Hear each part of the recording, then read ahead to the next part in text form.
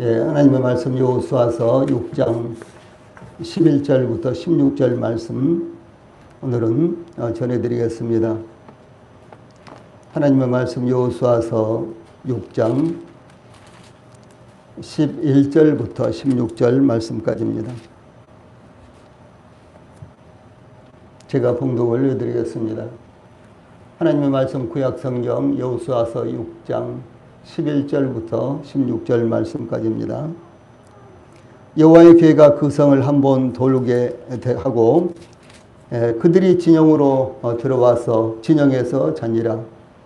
또 여호수아가 아침에 일찍 일어나니 제사장들이 여호와의 괴를 메고 제사장 7은 양각 나팔 7을 잡고 여호와의 괴 앞에서 계속 행진하며 나팔을 불고 무장한 자들은 그 앞에 행진하며 후군은 여호와의 괴 뒤를 따르고 제사장들은 나팔을 불며 행진하니라. 그 둘째 날에도 그 성을 한번 돌고 진영으로 돌아오니라. 엿새 동안을 이같이 행하니라. 일곱째 날 새벽에 그들이 일찍 일어나서 전과 같은 방식으로 그 성을 7번 도니 그 성을 7번 돌기는 그날 뿐이었더라. 7번째 제사장들이 나팔을 불 때에 여호수아가 백성에게 이르되 외치라. 여호와께서 너희에게 이 성을 주셨느니라. 아멘. 16절 말씀까지 봉독을 올려드렸습니다. 오늘은 여호수아가 이제 이와 같이 백성들과 함께 하나님의 말씀을 따라서 이제 이 여리고를 공격하는 공격 작전이 전개된 이와 같은 내용의 말씀을 통해서 여리고가 무너지기까지 이와 같은 주제로 말씀을 전해드리겠습니다. 특별히 제가 여리고 성이라고 이렇게 말씀드리지 않은 것은 단지 여리고 성뿐만 아니라 우리가 무너뜨려야 될 여리고 또 우리 앞을 가로막고 있는 이 여리고가 다양하게 놓여 있기 때문에 단지 지금으로부터 약 3,500년 전에 여리고성을 이스라엘 백성들이 무너뜨렸다. 약 4,000년 전에 이스라엘 백성들이 여리고성을 무너뜨렸다. 이런 측면보다도 이 여리고가 우리 앞에 여러 가지 장애물로 나타나는데 이 여리고를 어떻게 하면 무너뜨릴 것인가 이런 측면에서 말씀을 전해드리겠습니다. 그래서 여리고가 무너지기까지 이런 주제로 말씀을 전해드리려고 합니다. 이 여리고성을 공격하기 위한 작전은 여호수아나 이스라엘 백성들의 머리로부터 나온 것이 아니라 온전히 하나님께로부터 나온 것이었습니다. 그 작전은 세상에서 유일한 작전이었으며 인간의 시각이나 지혜나 여리고성의 상황으로 볼 때 받아들일 수 없는 것이었으며 이해할 수 없는 것이었습니다. 하나님께서 지시하신 여리고성 공격 작전은 언약궤를 맨 제사장들 앞뒤로 군사들이 행진하며 양각 나팔을 잡은 제사장 7은 양각 나팔을 불면서 여리고성을 6일 동안 하루에 한 바퀴씩 돌고 7일째 되는 날은 7바퀴를 도는데 양각 나팔을 잡은 제사장들이 양각 나팔을 길게 불 때에 크게 외치는 것이었습니다. 여호수아와 이스라엘 군사는 하나님의 작전 지시에 그 어떤 평가도 하지 않고 하나님께서 지시하신 대로 실행을 했습니다. 매일 여리고성을 한 바퀴씩 돌고 길갈에 있는 진지로 돌아왔습니다. 다음 날도 또 다음 날도 한 바퀴씩 돌고 또 진영으로 돌아왔는데 6일 동안을 똑같이 이렇게 했다라고 하는 사실입니다. 이 여리고성 공격 작전에 참가했던 군사들이 길갈에 있는 이스라엘 진지로 돌아왔을 때 오늘은 어떻게 여리고성을 공격하였는지 정과는 어떻게 나타났는지 틀림없이 백성들과 가족들이 물었을 것입니다. 오늘은 여리고성을 한 바퀴 돌고 돌아왔어. 또 다음 날도 또 이스라엘 백성들은 이 출전했던 군사들에게 물었을 것입니다. 어제와 같이 그 다음 날도 또 그 다음 날도 동일하게 여리고성을 한 바퀴 돌고 돌아왔다고 했을 때 백성들은 더더욱 이해할 수가 없었을 것입니다. 여리고성은 구경할 것이 그리 많은가? 여리고성 공격 작전은 비웃음과 조롱거리가 되었을 것입니다. 구경하러 갔는가? 보러 갔는가? 과연 여리고성을 무너뜨릴 것 같은 의지나 있는 것인가? 공격할 마음이나 있는 것인가? 이렇게 비웃으면서 조롱하게 되었을 것입니다. 그리고 또한 뿐만 아니라 과연 모세가 있었더라면 어떻게 하지? 이렇게까지는 하지 않았을 텐데 여호수아가 과연 여리고성을 빼앗을 수 있을까 하는 의구심을 품기 시작했을 것이며 점점 불신이 커졌을 것이 틀림이 없습니다.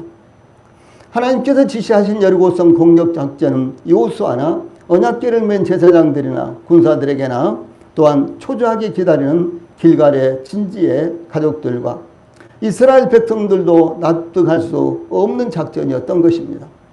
그런데 중요한 것은 여호수아를 비롯하여 모든 이스라엘 백성들은 하나님께서 지시하신 대로 실행했다라고 하는 것입니다. 오늘 우리가 본문으로 삼은 여호수아서 6장 11절로 16절 말씀은 여호수아 제사장들과 이스라엘 백성들이 어떻게 하나님의 작전 지시에 순종하며 실행하였는지 증거하고 있습니다. 그러므로 본문 말씀을 통해서 우리가 하나님의 뜻을 이루기 위해 어떻게 해야 하는지 교훈을 받아야 되는 것입니다. 제일 첫 번째로 그 첫째 날입니다. 11절에 보면 첫째 날 어떻게 이스라엘 백성들이 여리고성 공격 작전을 전개했는지 나타내고 있습니다. 드디어 여리고성을 함락시키기 위해서 공격 작전이 시작되었습니다. 그 공격 작전은 여호수아와 이스라엘 족장들이 밤을 새워 연구한 작전이 아니었습니다. 세상의 공격 작전을 세우기 위해 수많은 지혜를 모은 것도 아니었습니다. 그 작전은 하나님께서 여호수아에게 말씀하신 것으로 하나님께서 지시하신 작전이었습니다. 사랑하는 우리 성도님들, 우리도 앞에 일을 두고 여러 가지 고민할 때가 참 많습니다. 심지어 밤에 잠을 자지 못하고 뒤치덕거릴 때도 많이 있죠. 그러나 가장 중요한 것은 하나님께서 어떻게 하시기를 원하시는가? 하나님의 뜻이 과연 무엇인가? 이것을 발견하는 것입니다. 그리고 그것을 발견했다면 더 이상 그것에 대해서 이의를 달지 말고 더 이상 그 문제에 대해서 의구심을 갖지 말고 그대로 실천하는 것이다 라는 사실을 여기서 우리들에게 가르쳐주고 있는 것입니다. 이 공격작전 첫날의 일정에 대해서 여호와의 궤가 그 성을 한 번 돌게 하고 그들이 진영으로 들어와서 진영에서 자니라 이렇게 증가하고 있습니다.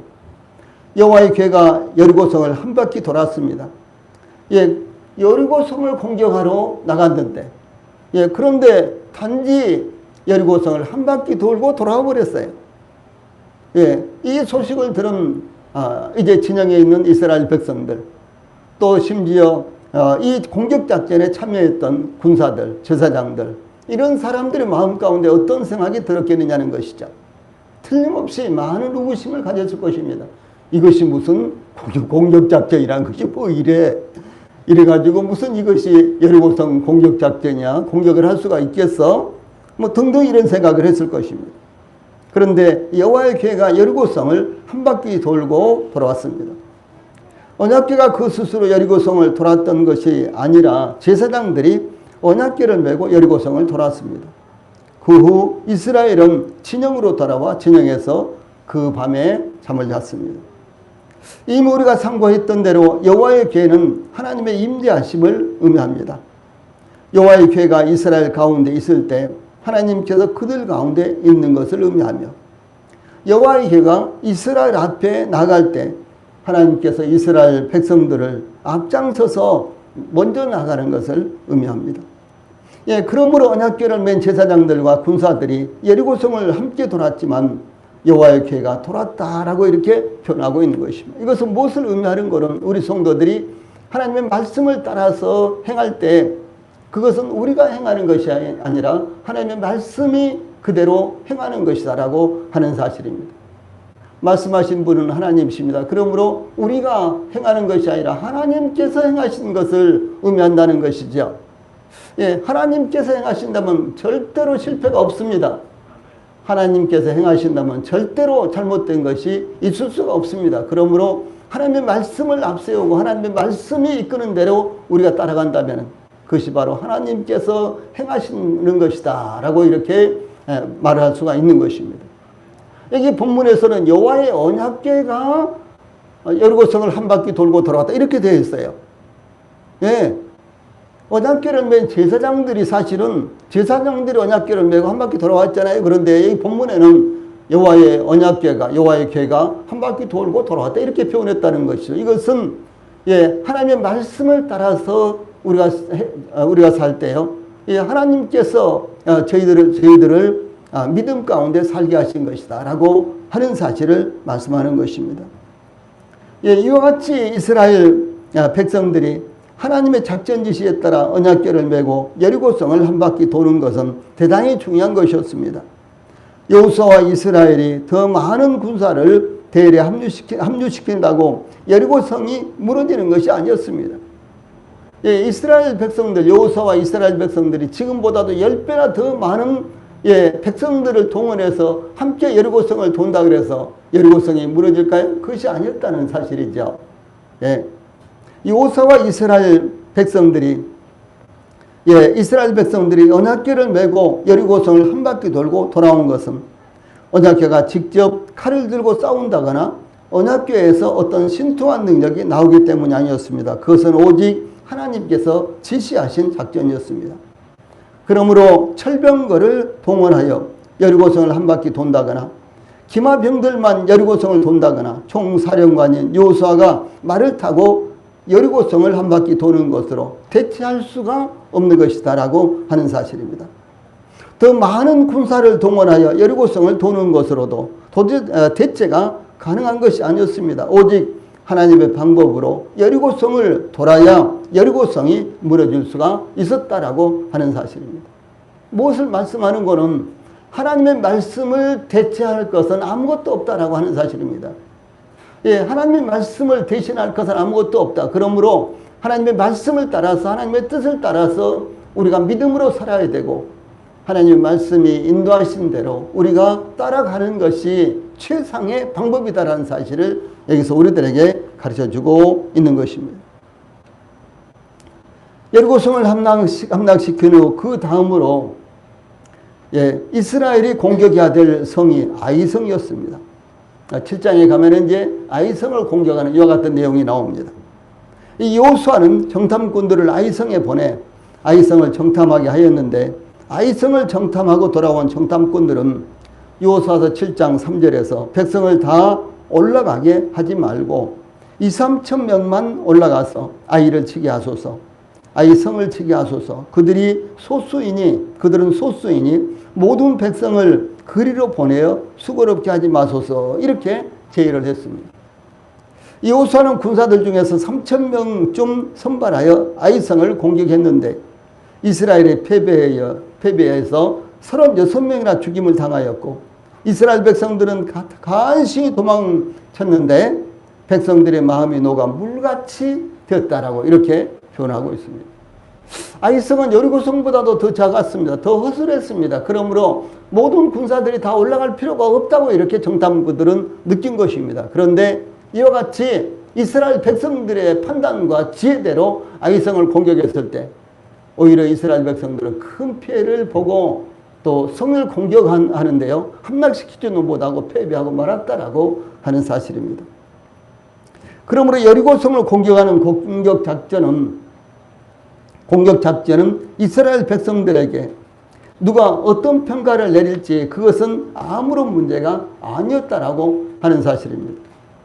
다만 하나님께서 지시하신 작전 명령을 충실하게 따라 순종하는 것이 중요한 것이었습니다. 그러므로 이스라엘은 첫날 하나님께서 지시하신 대열을 갖추어 여리고성을 한 바퀴 돈 후에 진영으로 돌아와 그 밤을 보냈습니다. 이와 같이 첫날에 이 여호수아와 이스라엘 백성들에게 내려진 작전 지시는 여리고성을 한 바퀴 돈 다음에 진영으로 돌아오는 것이었습니다. 앞으로 10바퀴라도 돌 수 있는 힘이 남아있어도 지금 당장 여리고성을 공격하고 싶어도 여호수아와 이스라엘 백성들에게 내려진 명령은 하나님께서 지시하신 대로 대열을 갖추고 한 바퀴 돈 다음에 진영으로 회군하는 것이었습니다. 아유, 난 이런 작전 못하겠어. 당장 우리 공격합시다. 여호수아여, 우리 당장 이렇게 힘이 있지 않습니까? 우리 군사들이 똘똘 뭉쳐 있는데 우리가 여리고성을 지금 당장 공격합시다. 그래서 여리고성이 무너지는 것은 아니었다는 사실이죠. 이와 같이 하나님의 말씀을 제하거나 더해서는 안 되는 것입니다. 이 사도 바울은 고린도 교회를 향해 고린도전서 4장 6절에서 형제들아 내가 너희를 위하여 이 일에 나와 아볼로를 가지고 본을 보였으니 이는 너희로 하여금 기록한 말씀밖에 넘어가지 말라 한 것을 우리에게서 배워 서로 대적하여 교만한 마음을 먹지 말게 하려 함이라. 이 하나님의 말씀에 대해서 교만한 마음, 하나님의 말씀을 제하거나 더하거나 하려고 하는 이와 같은 교만한 마음을, 이런 마음을 먹지 않도록 하기 위한 것이다라는 사실이죠. 그래서 기록된 말씀을 넘어가지 마라. 여기에 이렇게 말씀하고 있습니다. 우리도 이 말씀을 받은 교훈으로 삼아서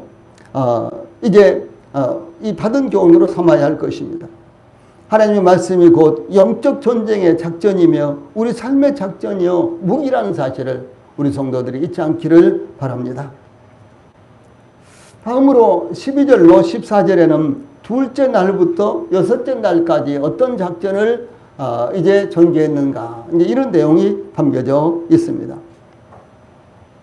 그 다음 날, 즉 둘째 날, 여기 12절로 13절에 보면 또 여호수아가 아침에 일찍 일어나니 제사장들이 여호와의 궤를 메고 제사장 7은 양각 나팔 7을 잡고 여호와의 궤 앞에서 계속 행진하며 나팔을 불고 무장한 자들은 그 앞에 행진하며 후군은 여호와의 궤 뒤를 따르고 제사장들은 나팔을 불며 행진하니라. 즉 여호수아는 아침에 일찍 일어나 하나님께서 지시하신 대로 대열을 갖추어 여리고성을 한 바퀴 돌았다라고 하는 사실입니다. 첫날과 둘째 날 똑같은 거예요. 조금도 다른 것이 없었습니다. 첫날도 여호수아는 아침에 일찍 일어나 백성들을 소집해서 하나님께서 지시하신 작정대로 여리고성을 한 바퀴 돌고 왔고, 두 번째 날도 동일하게 여호수아는 아침에 일찍 일어나서 백성들을 소집해서 하나님께서 지시하신 행군 대열을 갖춰서 여리고성을 한 바퀴 돌고 돌아왔다라고 하는 것입니다. 근데 여기 흥미로운 것이 나타나는데 13절에 제사장 7은 양각 나팔을 잡고 여호와의 궤 앞에서 계속 행진하며 나팔을 불고 또 제사장들은 나팔을 불며, 여기서 제사장들이 나팔을 불었다라는 말씀이 두 번이나 나오는 것입니다. 예,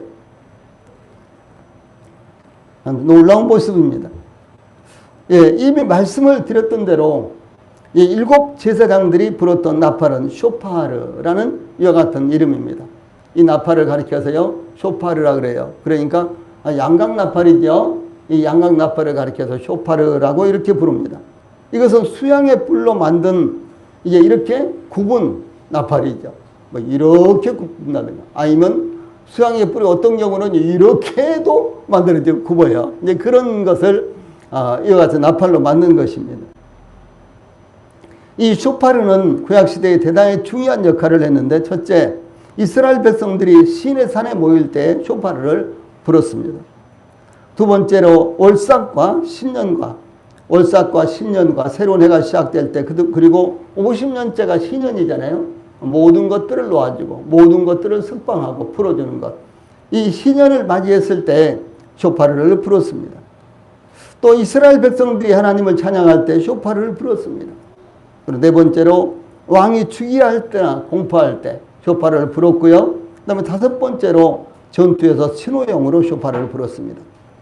이와 같이 이스라엘이 특별한 절기 때나 사건 때 쇼파를 불었던 것은 어떤 의미가 담겨져 있는 거는요, 하나님의 구속을 의미하고, 그러니까 하나님께서 구속하신 백성들이 지금 하나님 앞에 있습니다. 그런 의미라는 거죠. 곧 하나님의 임재를 상징하는 것입니다. 그래서 하나님의 임재를 상징하며 구원을 의미하는 것이 바로 이 쇼파르입니다. 그래서 쇼파르를 불었다라고 하는 것은 하나님의 구원이 임하였다, 하나님께서 지금 함께 하신다라는 사실을 언급하는 것입니다. 그러므로 우리 성도들도 하나님께서 함께 하시기를 기원하는 쇼파르, 구원의 쇼파르를 불어야 할 것입니다. 이어서 그 둘째 날도 그 성을 한 번 돌고 진영으로 돌아오니라. 엿새 동안을 이같이 행하니라 라고 14절에 이렇게 증가하고 있습니다. 6일 동안 변함없이 매일 똑같은 방법으로 여리고성을 한 바퀴씩 돌고 돌아와서 진영에서 밤을 새웠습니다. 여호수아와 이스라엘 백성들은 하나님께서 지시하신 대로 6일 동안 똑같은 일을 반복했습니다. 그런데 중요한 것은 여리고성에는 어떤 변화도 일어나지 않았습니다. 6일 동안이나 돌았으니까 성에 금이 벌어지기 시작했다거나 문짝이 떨어지기 시작해야 하는데, 그렇죠? 성을 쌓은 돌들이 좀 가끔 하나씩 좀 무너진다든가 좀 그런 일이라도 있어야 되지 않겠어요? 그런데 여리고성은 꿈쩍도 하지 않았어요. 어떤 기미도 보이지를 않았다는 것입니다. 첫날에나 6일째나 여리고성은 변함이 없었습니다. 그 모습을 본 이스라엘 백성들은 어떤 생각을 가졌을까요? 여리고성이 무너질 기미라도 보여야 하는데 무너질 만한 기미가 전혀 나타나지 않았습니다. 하나님께서 이스라엘 백성들에게 여기 10절에, 이 앞에 10절에 너희는 외치지 말며 너희 음성을 들리게 하지 말며 너희 입에서 아무 말도 내지 말라, 이렇게 한부령을 내렸기 때문에 이스라엘 백성들은 성을 돌면서도 아무 말도 하지 못했지만 첫날보다 둘째 날, 둘째 날보다 셋째 날, 그리고 또 다섯째 날보다는 여섯째 날, 그리고 여섯째 날보다는 일곱째 날, 성을 7바퀴나 돌면서 그 의구심은 점점 더 심했을 것입니다. 과연 성이 무너질 것인가? 과연 이것이 여리고성을 무너뜨리기 위한 확실한 공격 작전인가?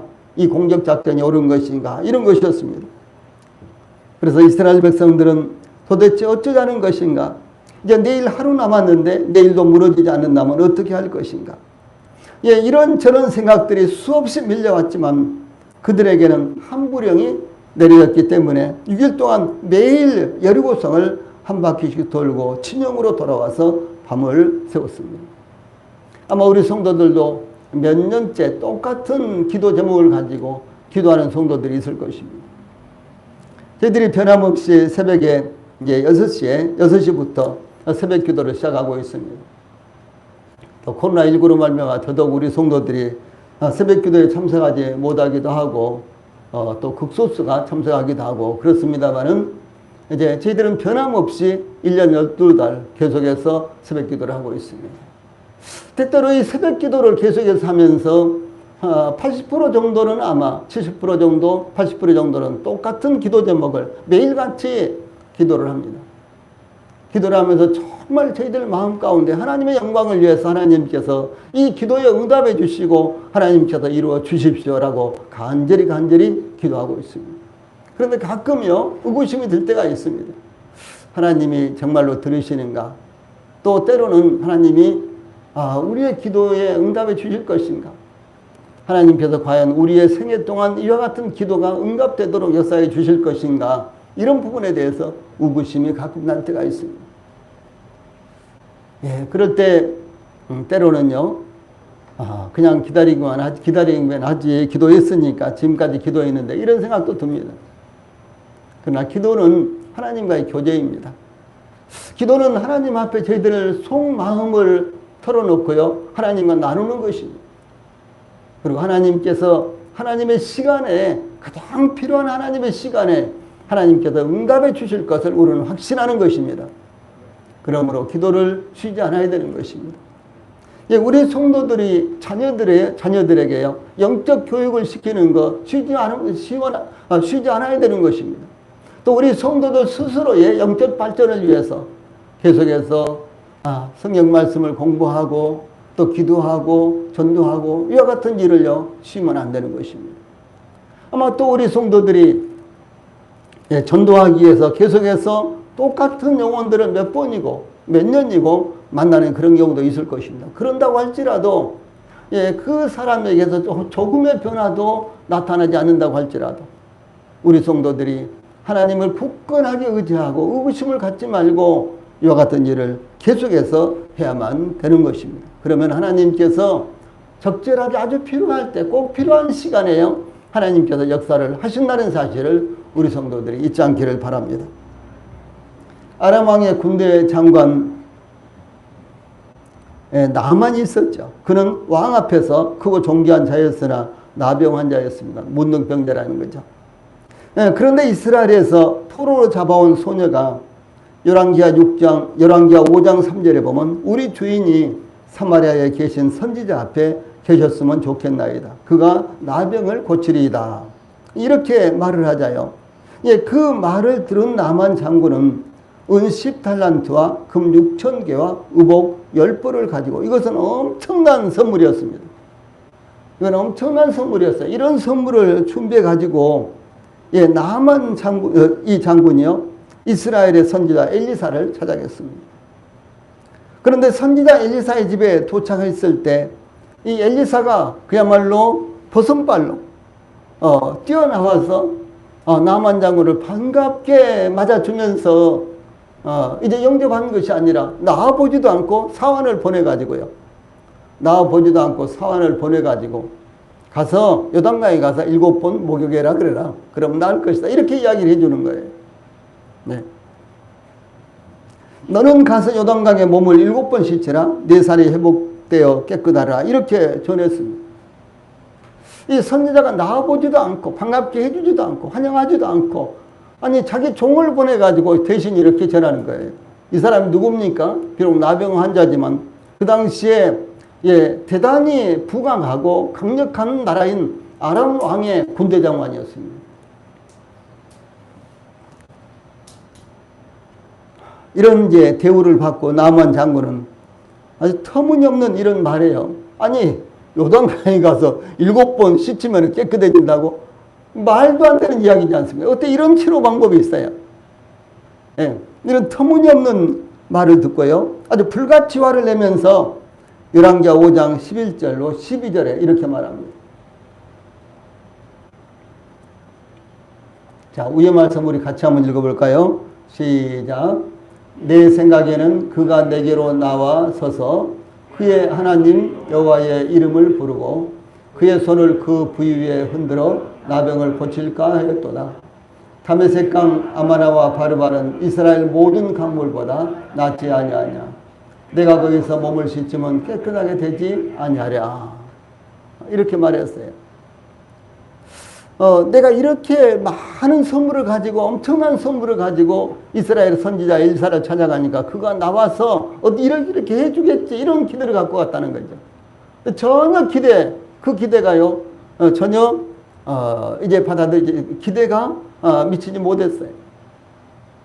나와서 영접도 안 했을 뿐만 아니라 와서 선물을 보고요 좋아하지도 않았을 뿐만 아니라 선물을 받지도 않았어요. 그러면서 저 요단강에 가서 7번 목욕을 하면은 7번 씻으면은 병이 나을 겁니다. 이렇게만 말해주는 거예요. 나만 장군이 내 생각에는, 자기 생각에는 전혀 달랐다는 것이죠. 예. 그래서 이제 그가 이와 같이요, 이렇게 이제 말을 하면서 자기 스스로 이스라엘까지 선지자를 찾아왔다는 것에 대해서 분노를 참지 못하고 돌아가려고 했습니다. 너무너무 억울하고 분했던 거예요. 그 분노를 참지 못하고 돌아가려고 하는데, 그때 이 나만 장군의 종들이 나만 장군에게 내 아버지여 선지자가 당신에게 큰 일을 행하라 말하였다면 행하지 아니하였으리까. 하물며 당신에게 이르기를 씻어 깨끗하게 하라 함이리까. 이렇게 보냈습니다. 만약 이스라엘의 선지자가 나병을 고치는데 이 정도 선물 가지고 되겠어? 이렇게 한다면 어떻게 되겠어요? 나만 장군이 당장 사람을 보내서 선물을 다 더 가지고 오지 않았겠느냐는 거죠. 그런데 요단강에 가서 몸을 씻으라고 하는데, 그래도 너무너무 쉬운 방법이니까 아버지여 나만 장군이여 우리 한번 나만 장군에 한번 해보고 갑시다. 이렇게 권했다는 것이죠. 그래서 이제 나만 장군은 선지자 엘리사의 말대로 요단강으로 가서 몸을 씻기로 작정하고 이제 요단강에 가서 몸을 씻습니다. 몇 번을 씻어야 된다 그랬어요? 몇 번을 씻어야 된다고? 7번 몸을 씻으라 그랬잖아요. 이 나만 장군은 요단강에 가서 씻기 시작을 했습니다. 1번 씻고 2번 씻고 3번 씻고 4번 씻었는데 예, 시칠 때마다 병이 조금씩 사라져야 하는데 그렇지 않았다는 것이 문제예요.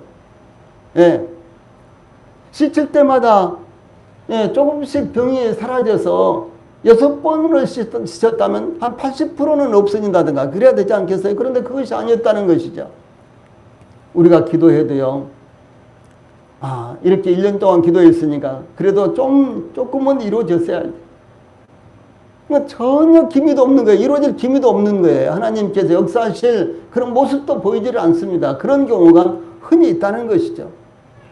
우리가 교회를 열심히 섬겨도 교회가 도대체 발전이 없다든가 부흥이 될 기미도 일어나지 않는다든가 그런 경우도 얼마나 많이 있습니까? 열심히 최선을 다해서 우리 성도들이 연보를 하는데 교회가 조금 더 나아지지도 않고, 물론 우리 교회는 그렇지 않습니다. 우리 교회는 수는 약간 줄었지만 그래도 우리 참 다들 연약한 소이잖아요. 그렇죠? 우리 교회 부자가 한 사람도 없는 것 같아요. 제가 볼 때는요.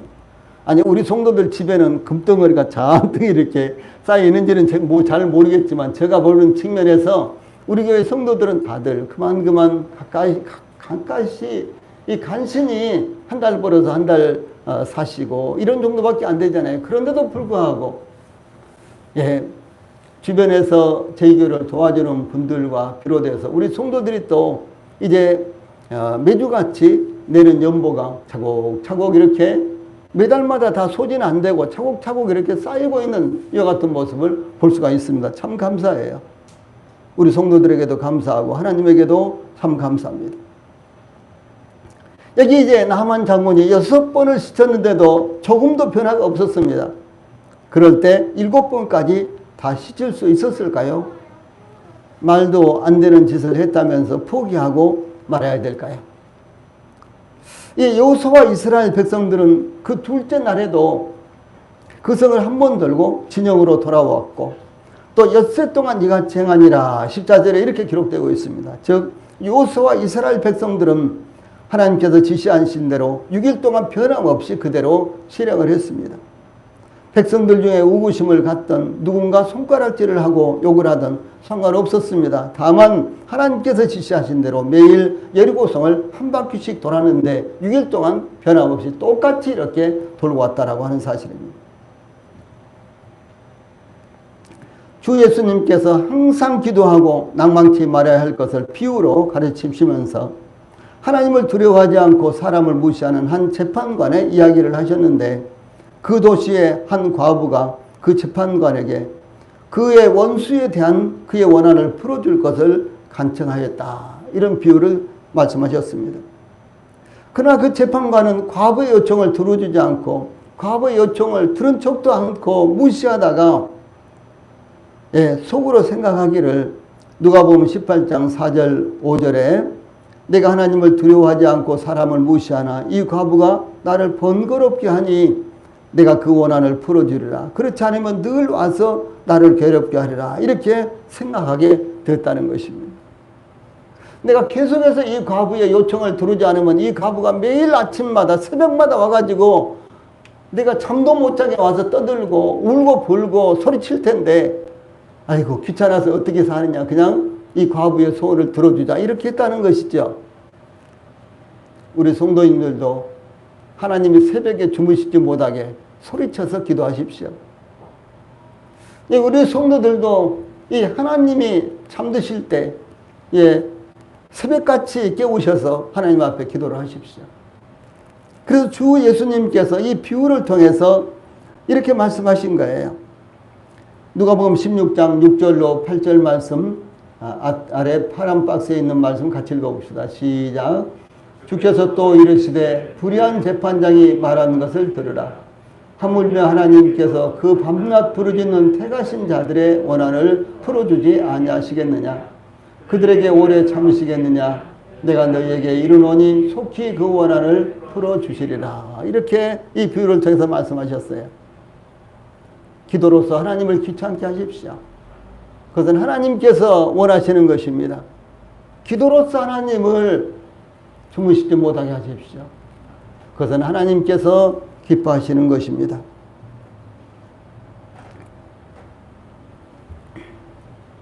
주 예수님께서 이렇게 말씀하셨어요. 자, 이 말씀 기니까 같이 한번 읽어봅시다. 누가복음 17장 7절로 10절 말씀입니다. 시작. 너희 중 누구에게 밭을 갈거나 양을 치거나 하는 종이 있어 밭에서 돌아오면 그대로 곧 와서 앉아서 다시요. 그대로 곧 와 앉아서 먹으라 말할 자가 있느냐. 도리어 그대로 내 먹을 것을 준비하고 띠를 띠고 내가 먹고 마시는 동안에 수종 들고 너는 그 후에 먹고 마시라 하지 않겠느냐. 명한 대로 하였다고 종에게 감사하겠느냐. 이와 같이 너희도 명령받은 것을 다 행한 후에 이르기를 우리는 무익한 종이라 우리의 하여야 할 일을 한 것뿐이라 할지니라. 예, 주 예수님께서 이렇게 말씀을 하셨습니다. 무엇을 말씀하는 것입니까? 종은 종, 노예는요, 최선을 다해서 섬기고 칭찬 한마디 듣지 못하더라도 주인의 뜻대로 끝까지 섬겨야 한다라고 하는 것입니다. 우리가 누굽니까? 사도 바울은 예수 그리스도의 종, 예수 그리스도의 노예인 사도 바울 이렇게 자신을 표현을 했습니다. 이 모세는 여호와의 종 이렇게 표현을 했고요. 여호수아는 모세의 시종, 모세의 몸종 여호수아 이렇게 자신을 표현했죠. 그러다가 여호수아가 세상을 떠났을 때 여호와의 종 여호수아라고 여호수아서 24장에 그렇게 기록하고 있는 것입니다. 우리는 여호와의 종입니다. 우리는 하나님의 종입니다. 우리는 주 예수님의 소유요, 주 예수님의 종입니다. 종이 어떻게 해야 된다고요? 끝까지 섬겨, 주인의 뜻대로 끝까지 섬겨야 된다라고 하는 사실입니다. 그러므로 여기 17장 10절에요. 이와 같이 너희도 명령받은 것을 다 행한 후에 이르기를 우리는 무익한 종이라 우리의 하여야 할 일을 한 것뿐이라 할지니라 라고 고백할 것밖에 없다라고 하는 것입니다. 우리가 어떤 엄청난 역사를 혹시 이루었다고 할지라도 우리는 단지 종으로서 해야 될 바를 했기 때문에 주인이 칭찬을 하든 주인이 칭찬을 하지 않든 아무런 의미가 없다. 온종일 밭에서 열심히 일을 하고 땀을 뻘뻘 흘리고 지금 완전히 지쳐가지고 돌아왔는데 주인이 아이고 오늘 무더위에 정말 수고했다 애썼다 이렇게 하는 것이 아니라 빨리 저녁 준비해. 예, 빨리 물 떠와 내 발 씻게. 내 발 씻자. 그리고 발 씻어주니까 빨리 저녁 준비해. 예, 저녁을 준비하니까 거기 서서 시중 들어. 저녁을 다 먹은 다음에 이제 네 알아서 해. 그 다음에 이제 종은 저녁을 먹는다거나 쉴 수가 있다라고 하는 사실입니다. 우리는 그런 입장이 돼야 되는 거예요. 내가 이렇게 하니까 하나님께서 나에게 이렇게 보상해 주시겠지? 아닙니다. 그런 생각을 가지면요. 그 자체가 우리 그리스도인으로서 잘못된 것이에요. 예.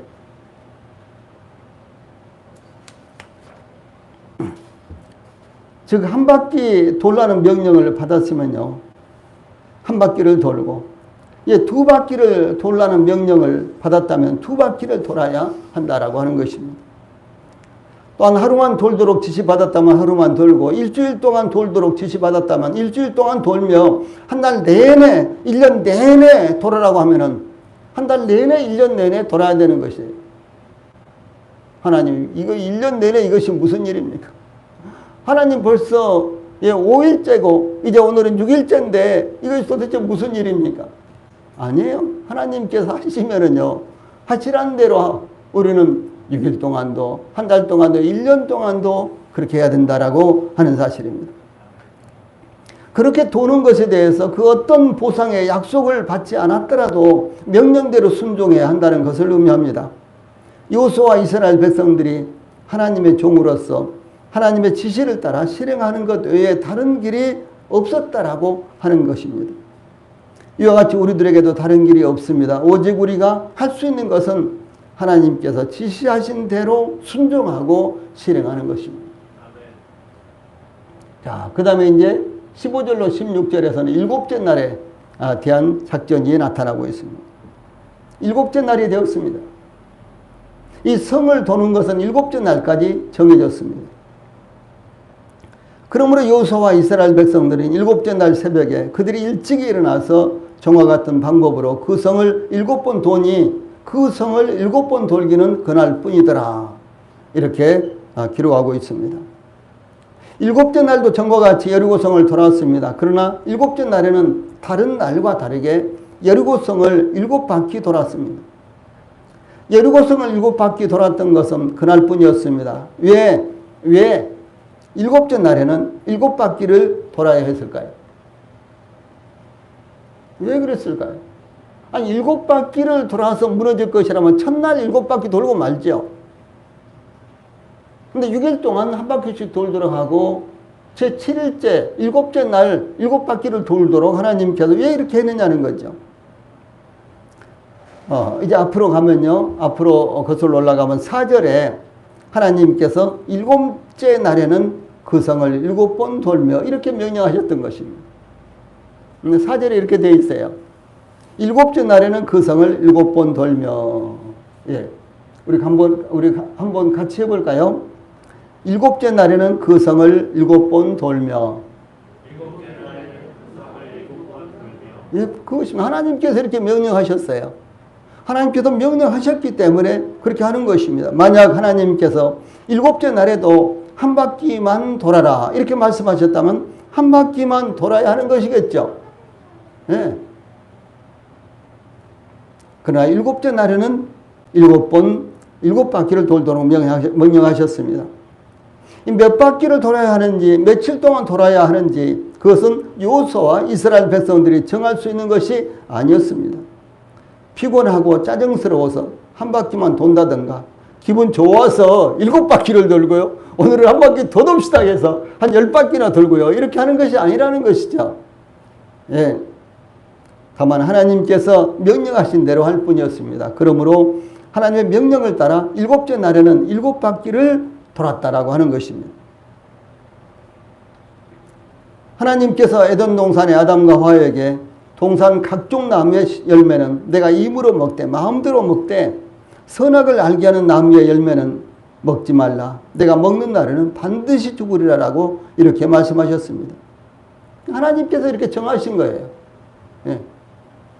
하나님께서 정하신 것입니다. 모든 과일을 먹되 단지 동산 중앙에 있는 선악을 알게 하는 나무의 실과만은 먹지 말라는 것입니다. 그것을 먹는 날에는 반드시 죽을 것이라고 정해놨기 때문에 먹지 말라 이렇게 말씀하셨습니다. 구원받는 것은 예수님의 십자가에서 우리의 모든 죄값이 예수님의 흘리신 피로 지불되었다는 것을 믿는 것입니다. 예, 구원받는 것은 교회만 열심히 다해서 되는 것 아니라는 것 아시잖아요. 구원받는 것은 헌금을 많이 하고 착한 일을 많이 하고 선하게 살고 예, 자선사업에 힘쓰고 그렇게 하는 것이 아니라는 사실을 우리가 알고 있지 않습니까? 구원받는 것은 오직 나를 대신해서 십자가에 못 박혀서 그 죽음을 통해서 그 흘리신 피를 통해서 나의 모든 죄가 나의 모든 죄값을 예수님이 나를 대신해서 대신 갚으셨다. 대신 지불하셨다라는 사실을 우리 마음 가운데 믿는 것이 구원받는 것이라는 것 우리 성도들이 잘 알지 않습니까? 얼마나 쉽습니까? 그냥 그것을 믿으면 구원받는 거예요. 지금까지 어떻게 살았거나 예, 뿐만 아니라 어떤 배경 가운데 자라왔거나 그 상관이 없습니다. 지금 교회 생활을 어떻게 하고 있거나 어떤 마음을 가지고 어떻게 예, 지금 살고 있거나 그것과는 상관없이 이 사실만을 우리 마음 가운데 믿으면 구원을 받는 것입니다. 얼마나 쉽습니까? 그런데 대부분의 사람들에게 그것이 믿어지지 않는 거예요. 대부분의 사람들이 내가 배경이 구원받으려면 내 배경이 어떠해야 되는가? 내가 지금 얼마나 헌신하고 얼마나 지금 내가 헌신적으로 살아야 되는가? 예.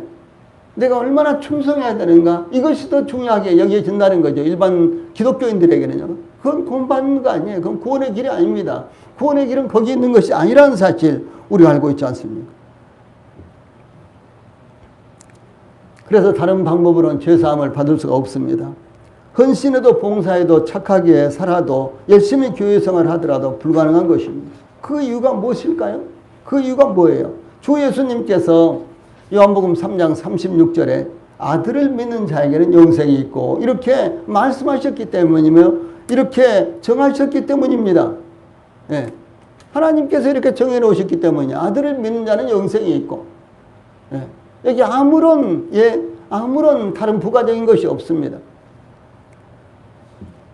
하나님께서 아들을 믿는 자는 영생이 있고 이렇게 했는데요. 어떤 사람이 아들의 말씀에 내가 헌신하면은, 내가 충성스럽게 교회 생활하면은 영생이 있고 이렇게 한다면 그것은 거짓된 거예요. 잘못된 것입니다. 그렇기 때문에 잘못된 길로 가는 거예요. 사도 바울도 증거하기를 로마서 10장 9절에 내가 만일 내 입으로 예수를 주로 신하며 또 하나님께서 그를 죽은 자 가운데서 살리신 것을 내 마음에 믿으면 구원을 얻으리니. 예, 내 마음에 믿으면 구원을 얻으리니. 무엇을? 주 예수님께서 나를 대신해서 십자가에서 죽으심으로 말미암아 나의 모든 죄값을 다 갚으셨다는 사실을 내 마음에 믿으면 구원을 얻으리니. 오직 이것이잖아요. 이렇게 말씀하셨기 때문에 이것만이 참된 길이며 이것만이 복음입니다. 예, 이것만이 오직 유일한 구원의 길이라는 사실입니다. 이와 같이 하나님께서요, 여리고성 공격 작전으로 6일 동안 한 바퀴씩 여리고를 돌다가 그래요. 이것이 하나님의 공격 작전이에요. 내가 막 힘이 넘친다 그래서 매일 2바퀴씩 도는 거 그거 아닙니다. 한 바퀴씩 돌아야 되는 거예요. 하나님께서 한 바퀴씩 돌아라 그랬으니까요. 아니, 지금 우리가 힘이 넘치는데 그냥 첫날 가서 우리가 공격을 합시다. 그냥 성문을 부수고 우리가 들어갑시다. 아닙니다. 그 방법이 아니에요. 여리고성을 무너뜨린 것은 그런 방법이 아닙니다. 우리 성도님들, 우리들에게 여리고가 있잖아요. 아마 우리 성도들 가운데 어떤 분들은 자식들이 여리고일 거예요. 반드시 무너뜨려야 될 여리고일 것입니다. 어떤 분들은 직장이 여리고일 것이고 어떤 분들은 사업이 여리고성일 것입니다. 어떤 분들은 집 문제가 여리고성이지 않습니까? 어떤 분들은 자녀들의 교육이 여리고성 아닙니까? 그러면 이런 여리고성을 함락시키기 위해서 어떻게 해야 되느냐라고 하는 것이죠. 그것은 우리의 방법, 우리의 죄가 아니고요. 하나님의 말씀으로만 무너뜨릴 수 있다는 사실을 지금 말씀하고 있는 것입니다. 그래서 매일 한 바퀴씩 6일 동안 돌다가 제7일째 되는 날에는, 제7일째 된 날, 7째 날에는 7바퀴를 돌도록 지시를 했습니다. 그러므로 여호수아와 이스라엘 백성들은 7째 날에는 7바퀴를 돌았는데 7바퀴를 돈 것은 그 7째 날 뿐이었습니다.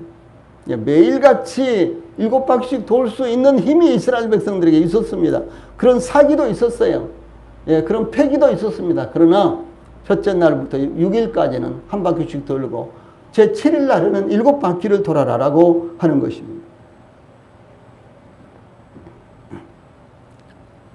그래도 우리 성도들도 하나님의 말씀을요, 대충 순종하는 것이 아니라 이와 같이 철저하게 순종하고 말씀을 넘어가지 말고 말씀 안에서 충성을 할 수 있게 되기를 바랍니다. 그래서 7째 날, 이 다른 날과는 달리 여호수아와 백성들은 여리고성을 7바퀴를 돌았습니다. 그때 마지막 바퀴를 돌 때 제사장들은 나팔을 길게 불었고 여호수아는 외치라, 여호와께서 너희에게 이 성을 주셨느니라, 이렇게 외쳤습니다. 그때 아주 정확하게 여리고성이 무너졌습니다. 바로 그 순간 정확하게 여리고성이 무너졌습니다. 여리고성의 무너짐과 관련하여 우리는 여기서요, 다음과 같은 수수께끼를 우리 마음 가운데 품을 수가 있습니다. 잘 들어보세요. 여리고성의 무너짐과 더불어서요, 우리 마음 가운데 이런 수수께끼가 이제 생긴다는 것이죠. 무엇인가는 하나님께서 생각만 하셔도, 하나님께서 입김으로 불기만 하셔도 말씀 한마디면 여리고성이 무너졌을 텐데 왜 6일이나 걸리게 하셨을까라는 것입니다. 하나님이 생각만 하셔도 여리고성 무너질 수 있겠어요? 없겠어요? 하나님이 하루에 여리고성을 무너뜨릴 수 있을까요? 예. 하나님이 후 하고 한번 불면은 입김을 한번 후 하고 입김으로 불면 여리고성이 무너질 수 있을까요? 왜 무너질 수 있었어요? 왜 그런데 하나님께서 6일 동안 이런 작전, 그 다음에 7일째 이런 작전을 해야지만 여리고 성이 무너지도록 하셨을까라고 하는 것입니다.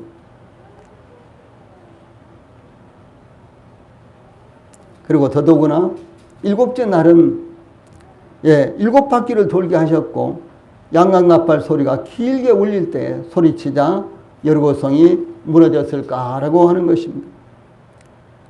하나님께서는 여리고 성이 무너지는 과정을 통해서 그 당시에 하나님의 백성이 이스라엘 백성들과 오늘날 하나님의 백성들인 저희들이 믿음이 무엇이며 또 순종하는 것이 무엇인지 배우도록 하신 것입니다. 믿음이 무엇입니까? 하나님 말씀에 더하거나 덜하지 말고 그대로 마음 가운데 받아들이는 거예요. 순종이 무엇입니까? 하나님의 말씀을 액면 그대로 우리가 실천하는 것입니다. 하나님께서는 기도하며 하나님의 역사를 기다리는 법을 저희들 하여금 배우기를 원하신 거예요. 그래서 하루 동안 돌면서 10분이 걸리든지 1시간이 걸리든지 10시간이 걸리든지 돌면서 하나님 앞에 기도하는 것입니다. 하나님 말씀을 기억하는 거예요. 오늘은 한 바퀴를 돌아 그랬다. 그리고 7째 날 7바퀴를 돌고 큰 소를 지를 때요. 그때 성이 무너진다 그랬다. 하나님을 묵상하는 거예요. 그리고 우리 성도들의 삶 가운데서 하나님의 앞에 기도하고 그 기도가 이루어지기를 간절히 바라는 마음을 가지고 계속해서 하나님의 말씀을 묵상을 하세요. 그 약속을 붙들고 그 약속을 묵상을 하면서 하루하루 믿음의 삶을 사시기 바랍니다. 예수님께서 길을 가시다가요, 태어날 때부터 맹인이었던 사람을 봅니다. 요한복음 9장에 나타나죠.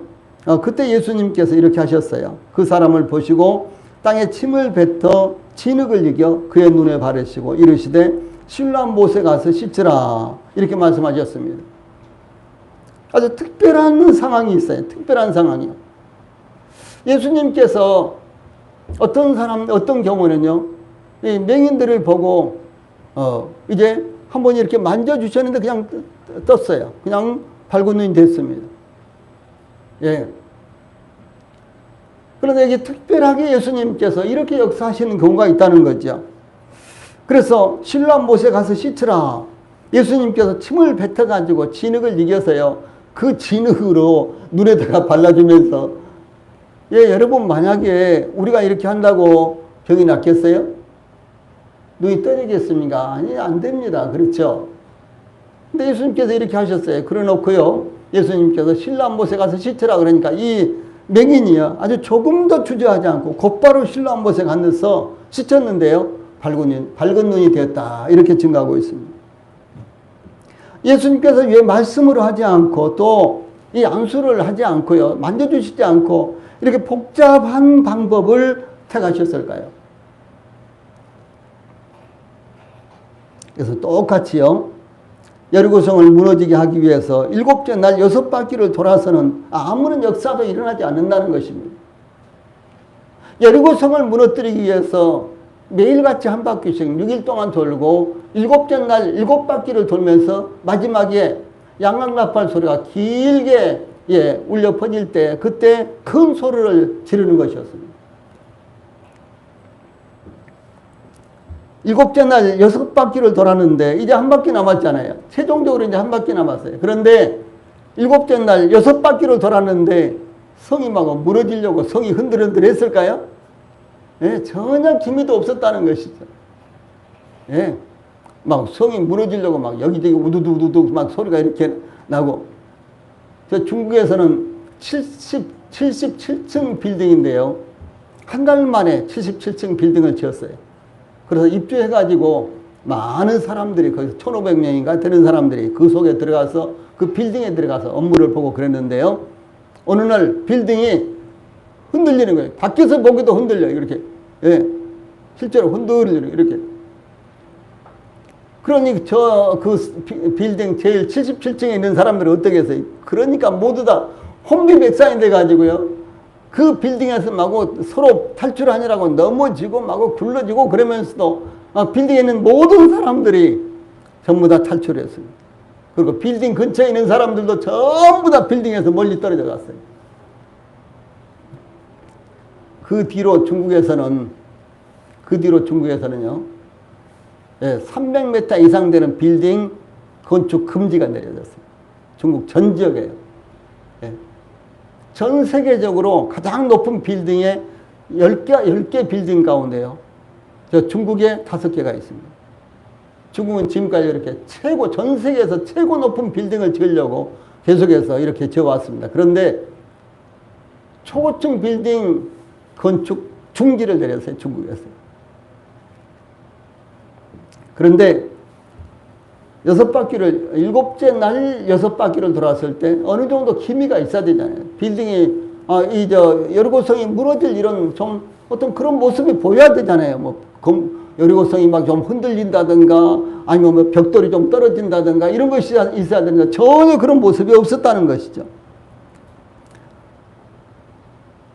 그리고 6바퀴를 돌고 또 반바퀴를 더 돌아서 6바퀴 반을 돌 때도 그 어떤 역사도 나타나지 않았습니다. 7째 날에 7바퀴를 돌아야 되고 양각나팔을 잡은 제사장들이 길게 나팔을 불 때 크게 외쳐야 하는 것이었습니다. 이와 같이 완전한 순종이 기적을 일으킨다는 것을 하나님께서 보여주시기 위한 것이었습니다. 그래서 예수님께서 침을 뱉어서 진흙을 이겨서 누레가 발라주면서 실로암 못에 가서 씻으라 그랬는데 이 사람이 참 오늘 정말로 어쩌기 꿈자리가 좀 이상하대. 별별 사람을 다 만나가지고 아이고 지저분해 그러면서 씻기는 씻어야 되니까 실로암 못에 가서 씻지 않고 자기 집에 가서 깨끗한 물로 씻었다면 눈이 떠졌을까요? 떠졌을까요? 아니야, 떠진 거 아니었습니다. 그럼 무엇입니까?